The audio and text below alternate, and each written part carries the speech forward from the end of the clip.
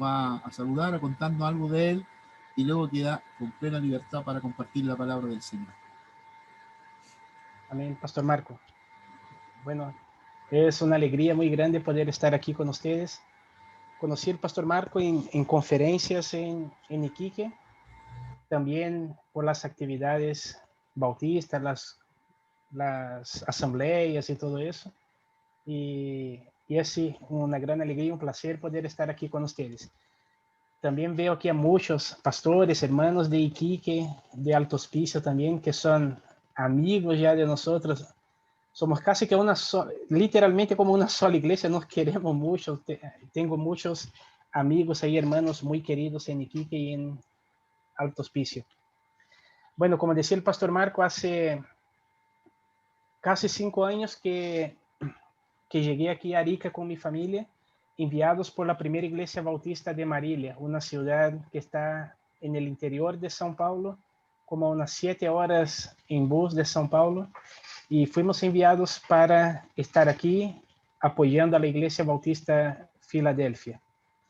Entonces soy casado con Patricia, tengo a 2 hijos, el mayor vino chiquitito, con 13 años, y ya está por cumplir 18, ya va a dar la prueba de transición, creo que cambió ahora la PSU para este año. Si Dios quiere, el próximo año ya ingresa en la universidad. Y como dice el pastor Domingos, que es mi pastor en Brasil, no es que soy viejo, sino que comencé temprano a formar mi familia. Por eso tengo hijos tan grandes. Y tengo también al David, que tiene 8 años. Bueno, hermanos, yo invitado por el pastor Marco para compartir una palabra sobre el movimiento de la misión. Y me costó un poco cuando comencé a ser llamado misionero, porque yo nunca entendí en mi corazón que tenía ese llamado específico de las misiones, y de verdad aún no sé si lo tengo. Pero una vez escuché una frase, ahora no me acuerdo de quién fue, que dijo algo como que si un cristiano no entiende que todos somos misioneros, entonces algo falló en el proceso de nuestra conversión, porque todos nosotros, los cristianos, todos los que hemos entregado nuestra vida al Señor Jesús, somos misioneros, porque somos parte de la iglesia y la misión no es de un pastor, no es de un líder, sino de todo el cuerpo. Amén. Y bueno, quiero hablar sobre ese tema. Voy a usar muchos versículos, pero el primero y la base de todo está en Mateo capítulo 16, versículo 18, que dice: yo también te digo que tú eres Pedro, y sobre esta roca edificaré mi iglesia, y las puertas del Hades no prevalecerán contra ella. Yo me acuerdo de haber escuchado este versículo muchas veces desde mi conversión, y la mayoría de las veces hablaba en el contexto de, por ejemplo, se está tramitando un proyecto de ley, algo así, que puede afectar la moral o la iglesia directamente, algo así, y los cristianos, pastores, líderes, todos hablando, ¿no? Está escrito que las puertas del infierno o aquí del Hades no prevalecerán contra la iglesia. Entonces, yo crecí dentro de la iglesia escuchando este versículo como si fuese en una situación, en un contexto de que el infierno viene contra la iglesia, pero el infierno no prevalece contra la iglesia. Pero aquí Jesús está hablando que la puerta del infierno no prevalecerá contra la iglesia. Y yo no sé si ustedes piensan como yo, o si conocen alguna puerta que se mueve, pero yo no conozco ninguna puerta que se mueve. Las puertas están fijas en un lugar y no se mueven. Entonces, cuando yo entiendo, leo ese versículo y veo que las puertas del infierno no prevalecen contra la iglesia, no es porque la puerta vendrá contra la iglesia, sino porque cuando la iglesia avance, un lugar que está dominado, gobernado por el infierno, no puede prevalecer contra la iglesia. Entonces aquí no estamos hablando de una iglesia cerrada, una iglesia con miedo, una iglesia que no sabe qué hacer, que no sabe dónde ir, que ya no tiene esperanza, y de repente algo de esperanza es que no, que el infierno vendrá contra mí, pero yo voy a prevalecer. No, no es eso. Aquí está hablando como una vez escuché de un pastor amigo hablando, es algo como las películas antiguas del viejo oeste, cuando entraba uno de los pistoleros ahí y como que metía el pie en la puerta y la puerta se abría y él entraba así todo como enojón, así molesto. Es más o menos así. La iglesia tiene que avanzar y cuando aparezca alguna traba, algo que el infierno está intentando hacer para impedir el avance, el crecimiento de la iglesia, tenemos que hacer como en esas películas, una patada en las puertas del infierno, porque esas puertas no prevalecerán contra nosotros. Pero pensando sobre eso, la misión, el propósito de la iglesia, ¿por qué la iglesia existe? ¿Cómo el mundo ve a la iglesia? ¿Cuál es la opinión que el mundo tiene acerca de nosotros y por qué la gente piensa así? Yo, bueno, no quise opinar solo con los amigos más cercanos cuando me preguntaron sobre el tema de apruebo y rechazo, pero evité entrar en las redes sociales para evitar escuchar algo que me iba a doler un poco y que yo no iba a poder responder, porque si me dicen eso, tenían toda la razón de que yo como un extranjero, ¿qué estoy hablando acerca de algo que tiene que ver con el país?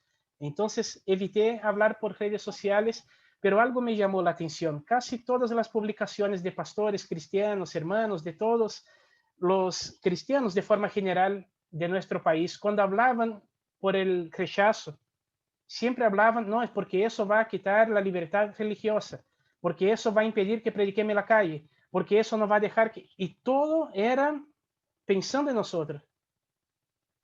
Entonces, de repente faltó una mejor explicación o un fundamento que no fuese egoísta, pensando solo en nuestra libertad y en lo que hacemos, porque aunque nos quiten toda la libertad que tenemos, la iglesia no va a parar, porque la iglesia no depende de una ley, no depende de que no, si tenemos la ley de culto y todo eso, la iglesia no depende de eso. Entonces, ¿cuál es la imagen que el mundo, que las personas tienen acerca de nosotros?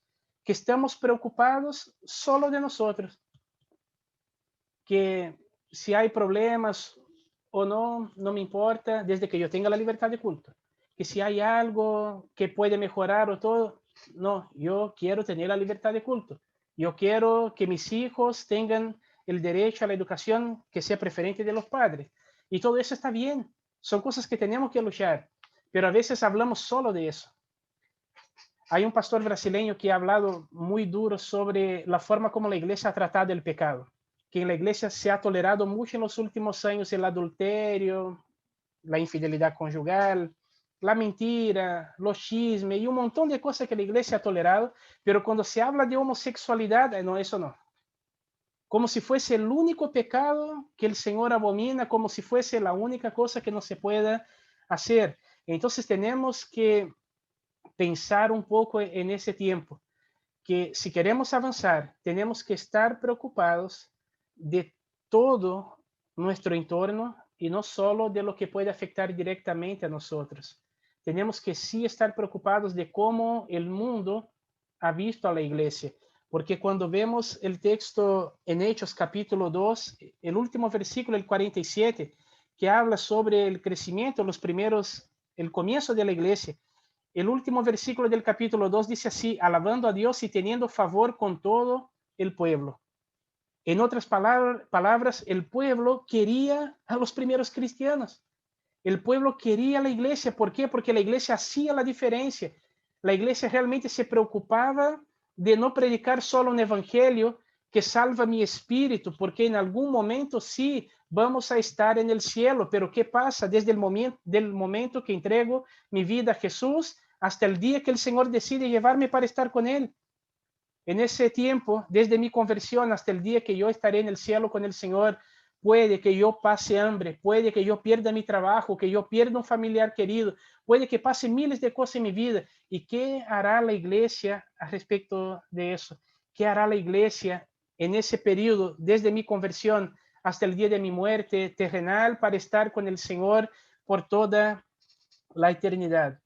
Entonces tenemos que volver a la palabra y en oración, como los tres movimientos, entender cuál es nuestra misión, por qué estamos aquí, porque a veces, pastores, hermanos, yo siento que Y hablando de mí también, que nos acostumbramos a la vida cristiana, a estar en las reuniones, a adorar al Señor, a estar juntos y hemos perdido el sentir, el verdadero motivo, la razón por la cual un día fuimos alcanzados por el Señor.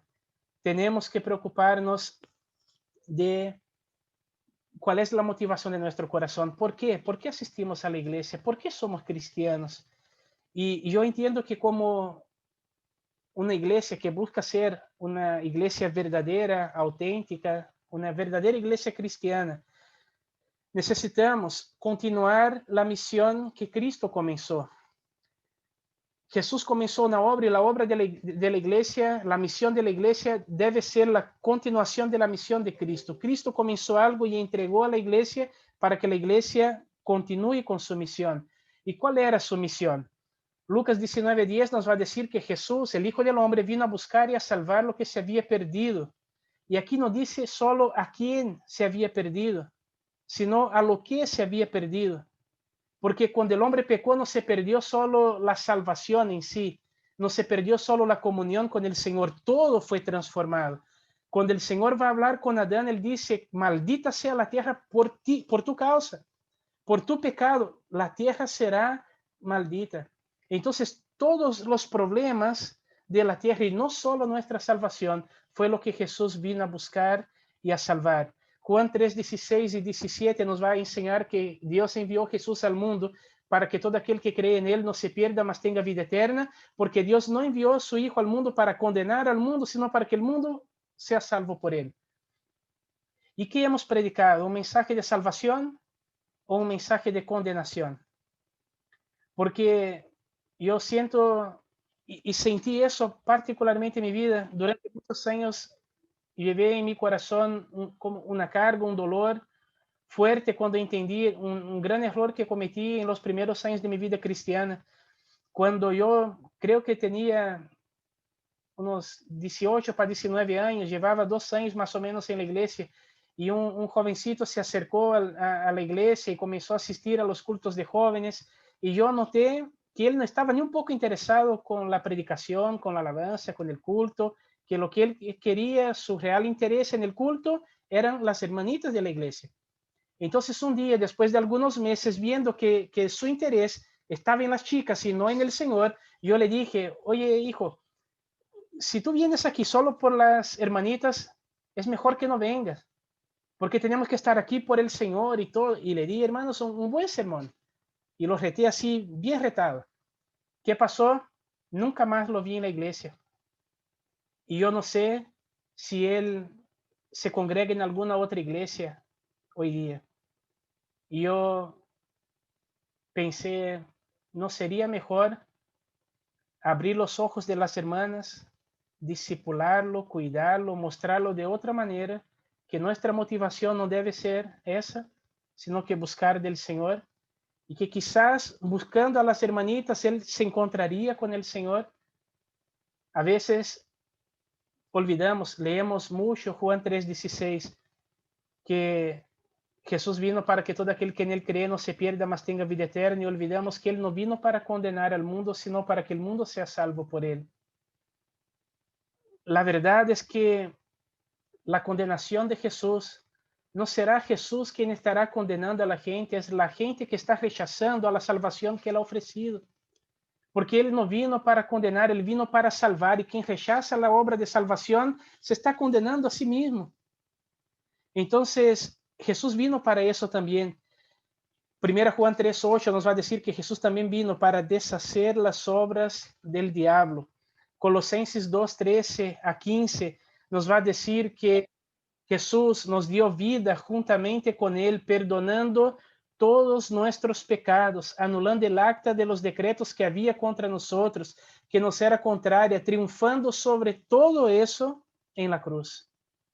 Entonces Jesús vino para salvar al mundo a través de su sacrificio en la cruz, pagando el precio por nuestros pecados, destruyendo las obras de Satanás y triunfando en la cruz.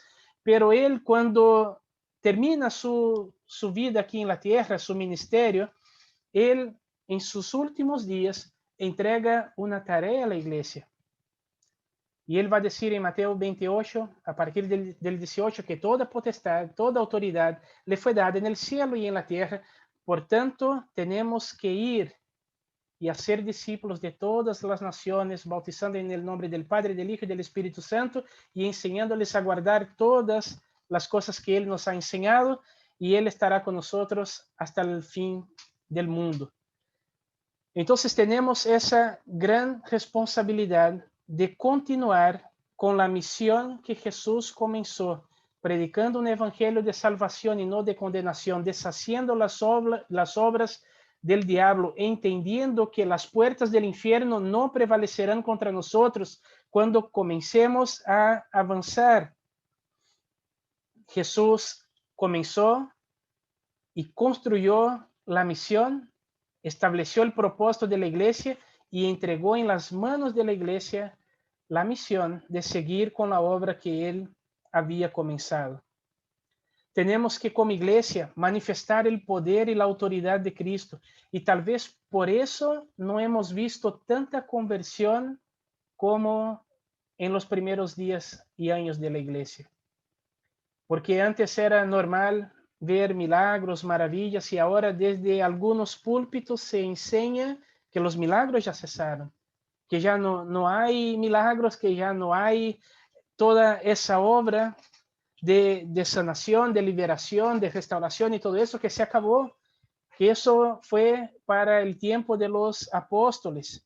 Pero cuando yo leo Lucas 10:19, Romanos 16:20, Efesios 2:6, yo encuentro que hay algunas promesas para nosotros, como poder para hollar serpientes, escorpiones y sobre toda fuerza del enemigo. Yo leo que en breve el Dios de paz aplastará a Satanás debajo de nuestros pies. Yo encuentro una promesa de que resucitaremos y nos sentaremos en los lugares celestiales con el Señor. Ahora, ¿cómo la iglesia debe expresar este poder y autoridad del Señor en nuestros días? Tenemos que buscar el poder del Espíritu Santo, tenemos que buscar al Señor en oración, tenemos que clamar al Señor buscando que el Señor haga a través de nuestras vidas las mismas obras que Él hizo a través de la vida de los primeros cristianos.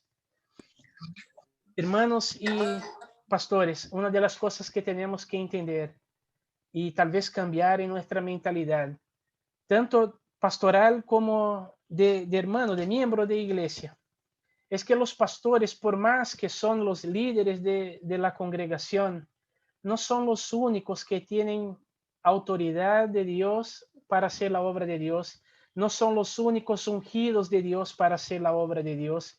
Al contrario, cuando leemos en la Biblia sobre los 5 ministerios, apóstoles, pastores, maestros, evangelistas y apóstoles, pastores, maestros, evangelistas, hoy se me fue uno. Ayúdeme, por favor, Pastor Marco. Profeta. Profeta. Y maestros. Yo Y no maestros. creo en profeta, no, mentira.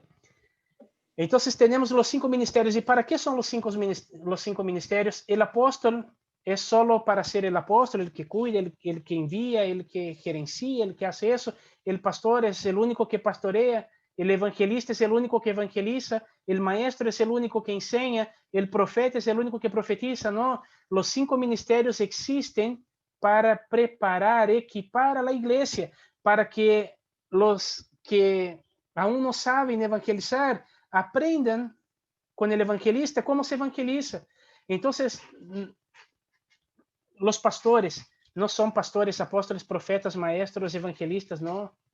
Quizás tenemos 2 o 3 características o partes de los 5 ministerios, pero los 5 ministerios dentro de la iglesia están para preparar a la iglesia, para equipar a la iglesia, porque a veces para nosotros como pastores es bueno por un lado, porque si somos los únicos que hacemos las cosas, también somos los únicos que recibimos toda la gratitud, toda la honra y todo, porque no, que aquí está el pastor, el ungido, el hombre de Dios, el que predica y que hace todo. Pero por otro lado, cuando no estamos en la iglesia porque tomamos vacaciones o por alguna otra razón, ¿qué pasa cuando aparece una persona endemoniada? Cuando alguien se enferma en la iglesia, tenemos que llamar al pastor porque solo el pastor puede expulsar el demonio. Tenemos que llamar al pastor porque solo el pastor puede sanar al enfermo. No, es bonito cuando decimos, no, aquí no es la iglesia, aquí es el templo. La iglesia somos nosotros. Entonces, si nosotros somos la iglesia, la misión de la iglesia es nuestra misión.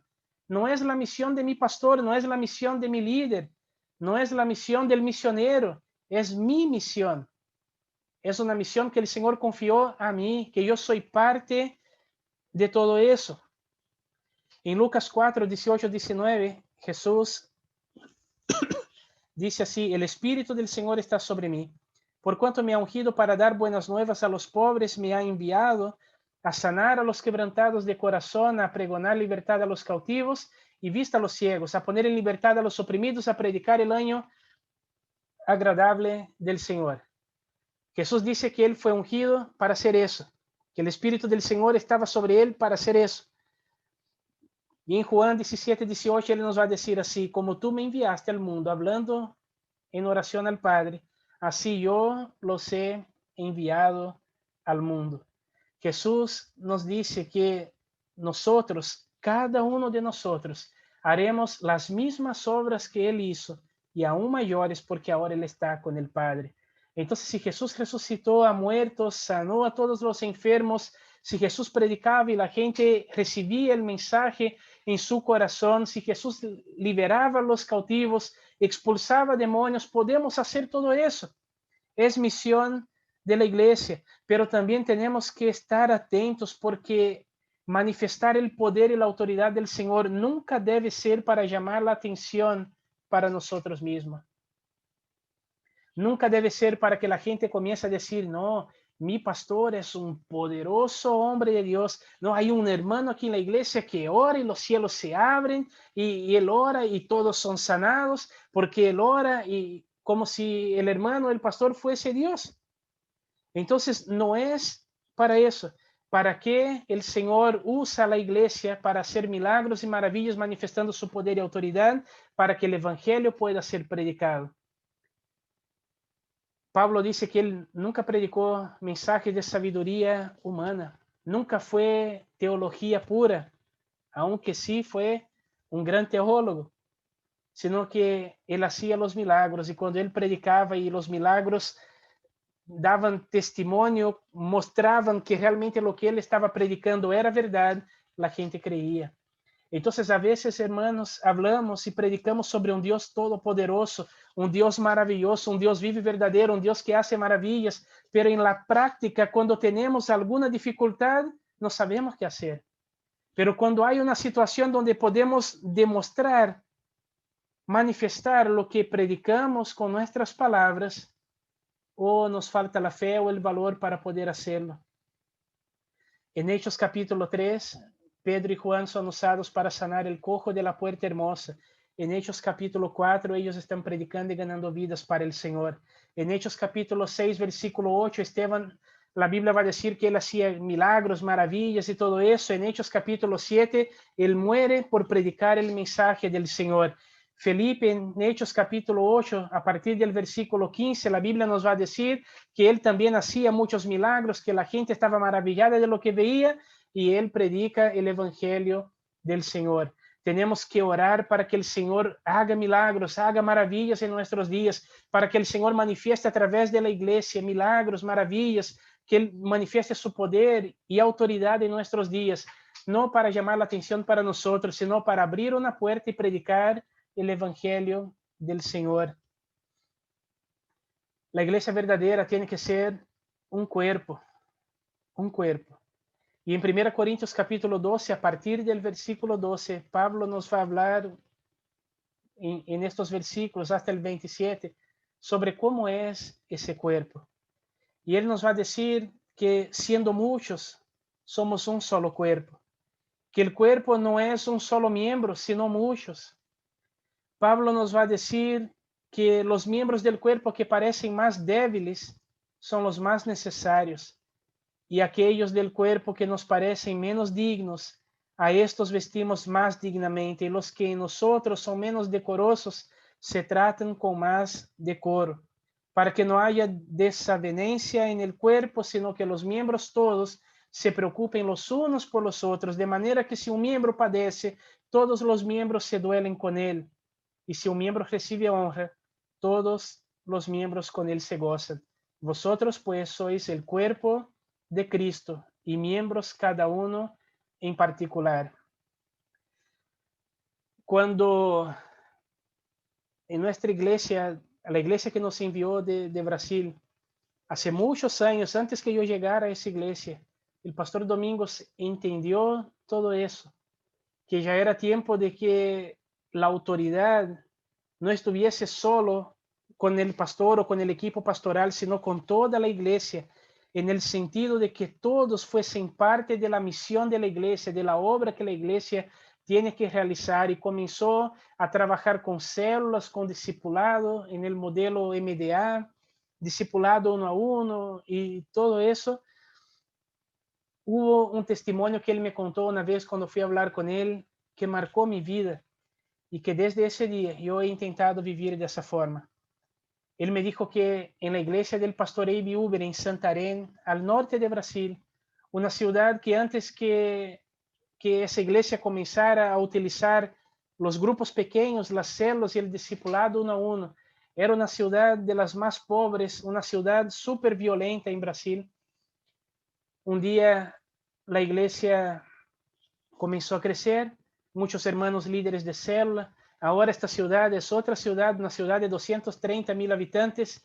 Solo esa iglesia local tiene más de 70,000 miembros. Y él me contó el testimonio de un hermano líder de célula que notó que uno de los hermanos de su célula había faltado 2 veces a la célula. No vino la semana pasada y tampoco esa semana. Así que el hermano líder le llamó y le preguntó, un ejemplo, hermano José, te eché de menos 2 semanas, ¿te pasa algo? Y el hermano le dijo así, hermano, yo no fui a la célula porque la verdad es que yo no sé qué hacer con mi vida ahora. Yo hice unos exámenes y el doctor me dijo que tengo cáncer, que no tengo mucho tiempo de vida porque ya está muy grande, ya no hay nada que se pueda hacer. Me dio algunos meses de vida y yo no sé qué hacer.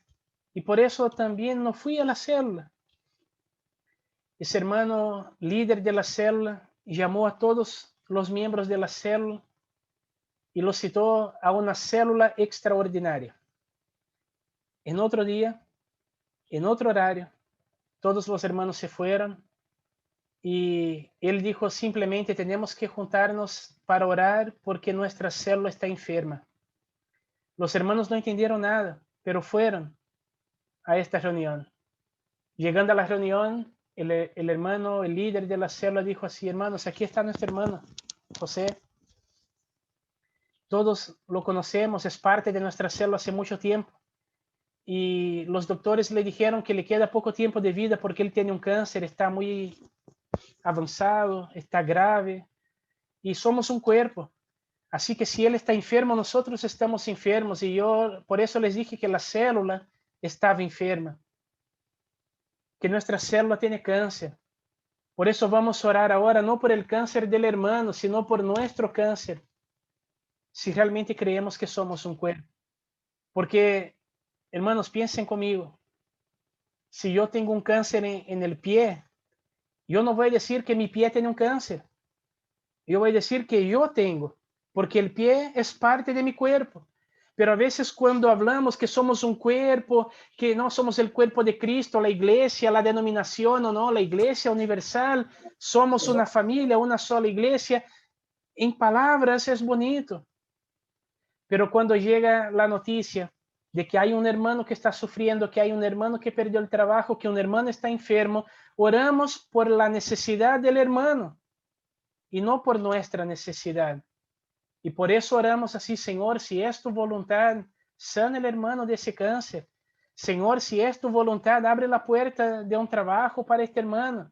Pero hermanos, yo les pregunto, si fuese por nosotros, ¿oraríamos así? Señor, yo tengo un cáncer, el doctor me dijo que tengo 2 meses de vida, pero si es tu voluntad, sáname. Si no, yo sé que mi señora va a quedar viuda con mis hijos y yo no. No, no oraríamos así. Oraríamos con toda nuestra fuerza hasta el último momento para que el Señor nos sanase. Entonces, cuando yo escuché el testimonio de esta célula, hermanos, yo realmente entendí lo que significa ser un cuerpo. Entendí realmente que tenemos que llorar con los que lloran y reírnos con los que se ríen. Y a veces es tan difícil alegrarnos con los que se alegran, como es difícil llorar con los que lloran. Porque cuando estamos orando por una bendición y de repente el hermano nos llama y dice, mire, el Señor me bendijo con eso. Y justo lo que estábamos orando por nosotros. Estamos orando para cambiar nuestro auto, no sé, y el Señor nos cuenta, el hermano nos cuenta, no, el Señor me dio las condiciones y renové mi auto. Es tan difícil alegrarnos cuando escuchamos eso. Generalmente vamos a orar y decimos, Señor, ¿por qué al hermano sí, a mí no?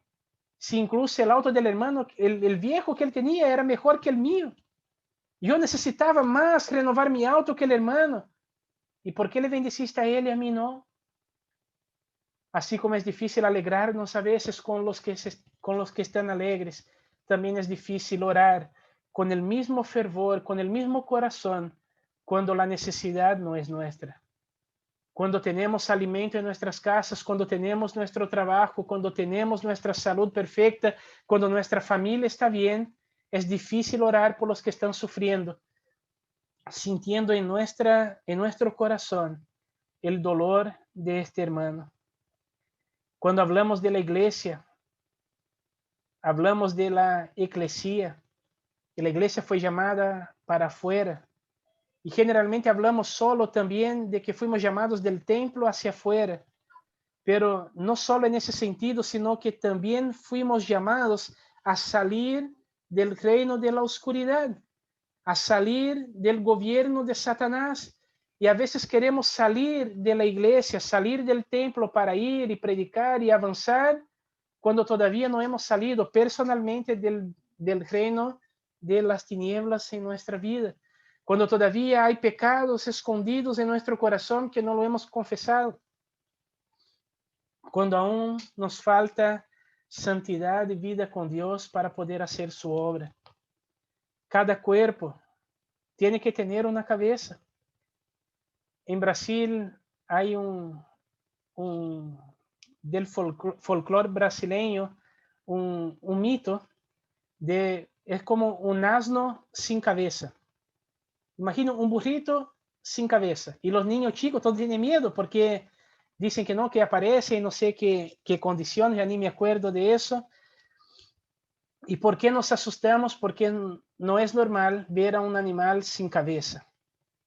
El pastor Abe Uber dijo una vez que si con una katana, las espadas japonesas, que son súper afiladas, se corta la cabeza de una gallina viva, ella todavía camina algunos metros hasta que se cae. Pero camina así para cualquier lado, para donde le dé y anda nomás. Y aunque sigue movimentándose, no sabe dónde ir, no sabe por qué está caminando. No podemos ser un cuerpo sin estar conectados con la cabeza. Jesús es la cabeza del cuerpo, de la iglesia. Él debe guiarnos, controlarnos, gobernarnos. Por eso tenemos que tener cuidado para no ser un cuerpo sin cabeza. Y a veces, hablando con los líderes de nuestra iglesia, yo en algunas oportunidades les he preguntado, porque siempre hay alguien nuevo, ¿ustedes creen que es posible predicar sin el Espíritu Santo? ¿Ustedes creen que es posible evangelizar sin temer a Dios? ¿Ustedes creen que podemos hacer un culto y alabar al Señor sin que Él esté aquí? Y generalmente todos dicen que no, pero sí se puede. No sé si ustedes ya se fijaron en eso. En Apocalipsis capítulo 2 y 3, Jesús da la visión, aparece a Juan, le dice que escriba a las iglesias de Asia. Y la carta de la iglesia a la Odisea, la iglesia de la Odisea, cuando Jesús les está hablando sobre su condición como iglesia, Ele vai dizer que conhece suas obras, que não era ni caliente ni frio, sino tibio. E porque era tibio, no frio ni caliente, te vomitaré de mi boca. Que a igreja dizia, eu sou rico, me he enriquecido, não tenho nenhuma necessidade e todo isso. E ele disse, e não sabes que tu eres um desventurado, miserável, pobre, ciego e desnudo. Portanto, te aconsejo que de mim compres oro refinado em fuego para que seas rico e vestiduras blancas. Jesús sigue hablando. Y en el versículo 20, el Señor dice así, he aquí yo estoy a la puerta y llamo. Si alguno oye mi voz y abre la puerta, entraré a él y cenaré con él y él conmigo. Y muchas veces hemos usado este versículo para evangelizar, para decir, mi hermano, mi amigo, si tú abres la puerta de tu corazón, el Señor entrará y hará morada en ti y cenará contigo y tú con él y todo eso. Pero ¿para quién Jesús envió esa carta? No fue para un perdido, no fue para una persona que aún no le conocía, esa carta fue para una iglesia. Entonces, hermanos, es posible hacer cultos, es posible evangelizar, predicar, alabar al Señor, hacer todo sin que Jesús esté con nosotros. En esta iglesia, Jesús estaba afuera, por eso Él dice, yo estoy a la puerta y llamo. Y si ustedes abren, yo voy a entrar, pero si ustedes no abren, yo permaneceré afuera. ¿Y cuántas veces? Porque nos emocionamos en la alabanza, porque de repente predicamos y hacemos un llamado y algunas personas pasan adelante para que oremos. Creemos que está todo bien, creemos que el Señor está haciendo, pero tenemos que pensar y buscar en el Señor si realmente el Señor está con nosotros, si realmente todo eso es fruto de una obra del Espíritu Santo en el corazón de las personas, o si es solo porque ya somos profesionales en lo que hacemos. Porque ya sabemos todas las técnicas de cómo predicar, de cómo hablar de una manera que llegue al corazón de las personas, y es una obra nuestra y ya no más del Espíritu Santo. Y por último, la misión de la iglesia es ser morada del Espíritu Santo. En Efesios 2, del 19 al 22, la iglesia es comparada a un edificio. ¿Y para qué somos construidos? Para ser la morada del Espíritu Santo. La iglesia es una casa espiritual y morada del Espíritu Santo. Y tenemos que entender que es la presencia de Dios, la presencia del Espíritu Santo en la vida de la iglesia, de cada uno de nosotros, que hará toda la diferencia. Si no, seremos solo un grupo social. Si la presencia de Dios no está en la iglesia, si el Espíritu Santo no está en la iglesia, no está con nosotros, tanto la célula, el grupo pequeño, todo lo que hagamos será solo una reunión social, una reunión entre un grupo de amigos y no la verdadera iglesia. Tenemos que tener la misma actitud de Moisés. Cuando en Éxodo 33, versículo 15, Moisés dice al Señor, Señor, si tu presencia no ha de ir conmigo, no nos saques de aquí. Hermanos, tenemos que cada día, cuando vamos a evangelizar, cuando vamos a ir a trabajar, cuando nos toca predicar en la iglesia, cuando vamos a liderar nuestra célula, cuando vamos a hacer una reunión, cuando tenemos cualquier plan, cuando vayamos a hacer cualquier cosa, tenemos que tener este mismo corazón de Moisés y decirle, Señor, si tu presencia no va conmigo, no me saques de aquí. Si es para ir al templo y predicar un día domingo, aunque el templo esté lleno, pero si tu presencia no va a estar conmigo, Señor, yo prefiero estar aquí. No estoy preocupado con el aplauso de la gente, no estoy preocupado con los elogios, con las palabras bonitas que voy a escuchar, si tu presencia no está conmigo. Tenemos que buscar una vida de santidad. No estar solo preocupados por la moralidad humana. Ya Basta, hermanos, de seguir con el compromiso con el mundo. La iglesia tiene que salir del mundo, literalmente. No podemos permanecer en el mundo y tampoco hacer cosas mundanas para atraer a las personas. Lo que atrae a las personas a la congregación, a nuestras reuniones, a la célula, es la presencia de Dios. Hermanos, si la presencia del Señor está en nuestros cultos, en la célula, en cada reunión que hagamos, personas se acercarán. No será difícil ganar vidas para el Señor, no será difícil hacer la obra del Señor en nuestras vidas, pero a veces cuando hablamos de santidad, la única idea que tenemos es sobre una lista de bueno y malo, de puedo y no puedo, moral y inmoral, santo, profano. Hablamos solo eso, pero la única manera de alcanzar la santidad es cuando entregamos el control de nuestras vidas al Espíritu Santo y cuidamos para que Él permanezca con nosotros.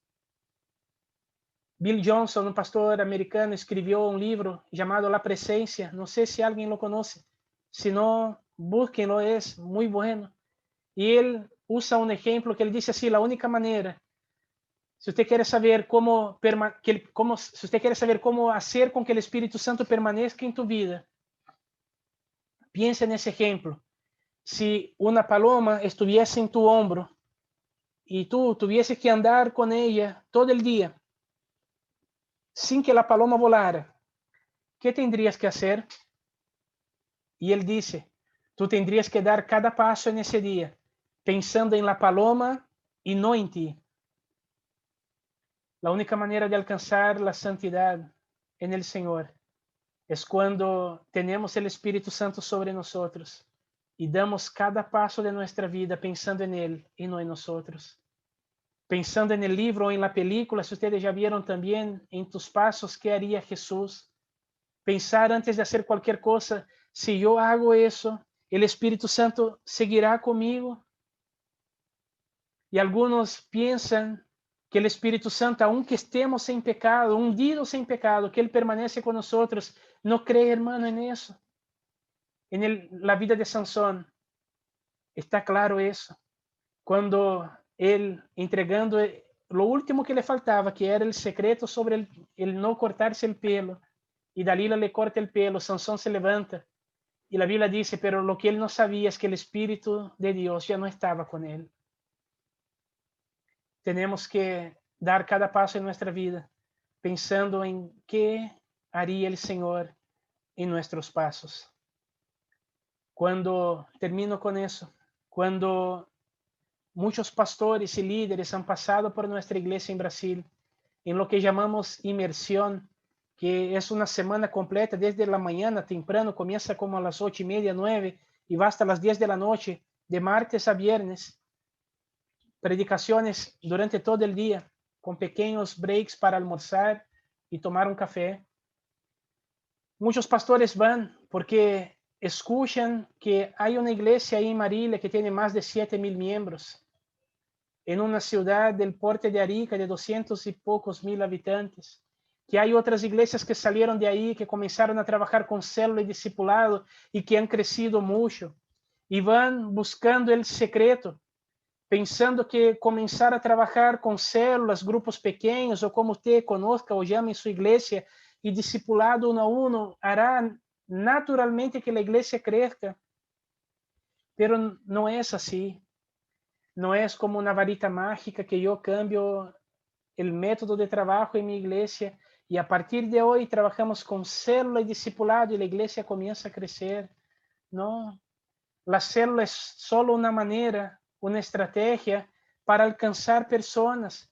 O discipulado uno a uno é só uma estratégia para cuidar de las pessoas que alcançamos. Pero lo que hace con que las personas vengan y permanezcan es la presencia del Señor. Y para tener esa presencia del Señor manifestada de forma tan poderosa en nuestro medio, necesitamos una vida de oración, necesitamos una vida de santidad, necesitamos conocer la Biblia, porque las personas pueden venir un día, 2 días, 3 días, pero si la palabra predicada no tiene vida, por mejor que sea la predicación, si esa palabra no produce vida en las personas, esas personas van a salir de la iglesia en algún momento, tarde o temprano ellas se irán. pero si ellas se encuentran en la iglesia, siempre una atmósfera de oración, de fe, de presencia de Dios, una palabra fresca, viva para sus corazones, ellas no solo vendrán y se quedarán con nosotros, sino que también traerán muchas otras personas para vivir y disfrutar de lo mismo que ellas están viviendo y disfrutando en sus vidas. Así que este es el ejemplo que tenemos en la palabra de lo que tenemos que hacer como iglesia. Y la verdad es que los primeros discípulos dejaron la vara muy alta para nosotros. No es fácil alcanzar, pero sí es posible. Porque si ellos alcanzaron, si ellos lograron hacer todo lo que está escrito en las páginas de la Biblia, es porque nosotros también podemos. También podemos. Y es nuestra responsabilidad continuar con la obra que Jesús comenzó. Amén. Quiero orar por su vida. Usted puede cerrar sus ojos. Señor, te agradezco, Dios amado, por ese tiempo. Y te pido, Dios querido, que podamos, Señor, entender, Señor, cuál es la misión que tenemos como iglesia, Señor. Ayúdanos, Señor, a entender para que podamos vivir y cumplir con la misión que un día usted comenzó. Úsanos, oh Dios querido, para que cada uno de nosotros podamos cumplir con la misión y no solamente esperar que nuestro hermano, que el pastor, otro líder pueda hacerlo. Señor, es nuestra misión porque nosotros, cada uno de nosotros, somos tu iglesia y tenemos esta misión para cumplir. Necesitamos, Señor, hacer discípulos de todas las naciones, de todo el mundo. Necesitamos, Señor, hacer la diferencia en el lugar donde estamos. Y oramos, oh Dios querido, para que el Espíritu Santo nos ayude a cumplir con esta gran misión que usted ha confiado a su iglesia. Gracias, Señor querido, y que cada uno de nosotros pueda entender. Y si aún no estamos viviendo, Señor amado, estos principios, que podamos ponerlos en práctica a partir de hoy, en el nombre de Jesús. Amén.